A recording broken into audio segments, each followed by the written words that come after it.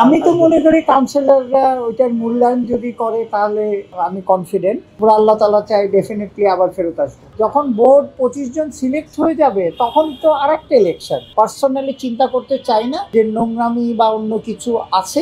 যখন কেউ নামে তো কনফিডেন্ট। এখানে যেটা হচ্ছে এখনো তো কোনো প্যানেল কেউ ডিক্লেয়ার করেনি। ইন্ডিভিজুয়াল অ্যাটলিস্ট আমি জানি কোনো প্যানেলের মধ্যে এখনো নাই, কেউ প্যানেল হয়নি। তো সবাই সবাই ইন্ডিভিজুয়ালি তুলেছে, হয়তো ইন্ডিভিজুয়ালি। তারপর যা যে যে কয়জন 30-র উপরে তুলেছে যা শুনলাম, সেটার পরে যা জমা দেয় তাদের মধ্যে ফাইট করতে হবে। যদি কিছু ভালো করে থাকি তাহলে ফেরত আসবো, বুঝছেন। আপনি ভাই অনেক পুরনো সংগঠক, লাস্ট বোর্ডে কাজ করেছেন দীর্ঘ সময়, আম্পায়ারিং থেকে মিডিয়া ডিপার্টমেন্ট সব জায়গাতে আসলে বেস্ট কাজটা করেছেন। আপনার এই কাজের প্রেক্ষিতে আপনি কতটা কনফিডেন্ট যে আসলে যদি ইন্ডিভিজুয়ালও ভোট হয় সেক্ষেত্রে আপনি? আমি তো মনে করি কাউন্সিলররা ওইটার মূল্যায়ন যদি করে তাহলে আমি কনফিডেন্ট। হ্যাঁ, তো সেটা তো এখন বাংলাদেশে তো সবসময় এটার উপর বিচার করা হয় না। সো দেখা যাক, যদি উপর আল্লাহ তাআলা চাই ডেফিনেটলি আবার ফেরত আসবো।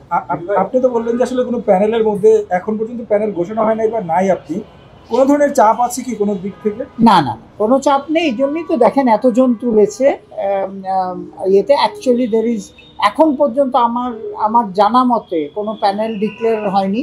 হ্যাঁ, হয়তো ছোট ছোট ছোট গ্রুপে সবাই মুভ করছে, সেটা তো হবেই। সেরকম কি আপনার সাথে কারো ওইরকম কি? না না, আমাদের ডেফিনেটলি আমাদের তো ছোট বড় সবারই ক্লাবের আমাদের কলিগরা আছে।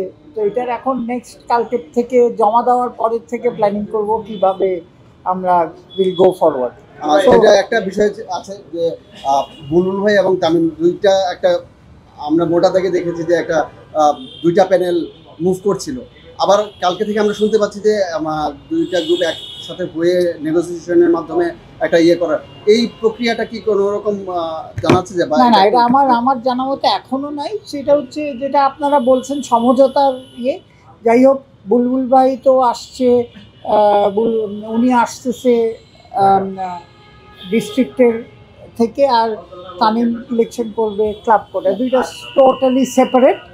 আর যেটা হচ্ছে যে পরে যখন বোর্ড 25 জন সিলেক্ট হয়ে যাবে তখন তো আরেকটা ইলেকশন।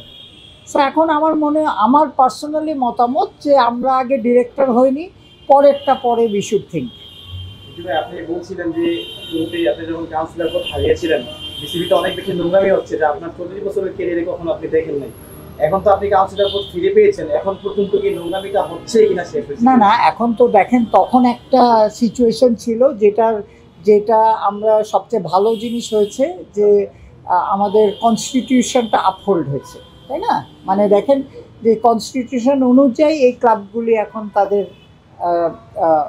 ভোটাধিকারটা ফেরত পেয়েছে। সো এটাই হচ্ছে গুড নিউজ। আর আমি চিন্তা করতে চাই না, পার্সোনালি চিন্তা করতে চাই না যে নোংরামি বা অন্য কিছু আছে। আমরা ফেয়ারলি ইলেকশন করে যে যার ক্যাপাবিলিটি অনুযায়ী যদি আমরা আসতে পারি তারা আসবে।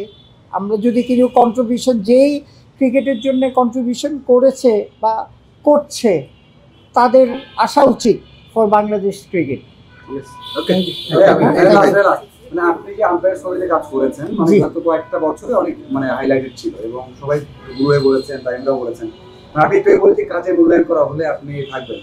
তো কাজ যেটা করেছেন ওটাকে আপনি কিভাবে দেখেন? এখন শোনেন, ব্যাপারটা হচ্ছে আমাকে যখন ডিরেক্টর বানিয়েছে এটা কাজ করার জন্যই, কিন্তু এটা আমি এক্সট্রাঅর্ডিনারি কিছু করিনি। আমার যে দায়িত্ব ছিল সেই দায়িত্বটা পালন করেছে। অনেকে যদি দায়িত্ব পালন না করে থাকে সেটা তার ব্যাপার। তো আমাকে যে দায়িত্ব দেওয়া হয়েছিল আমি সর্বাত্মক আমার এবিলিটি দিয়ে চেষ্টা করেছি। এখন আপনারা হচ্ছে জাজ যে এটা আমি কতটুকু করতে পেরেছি।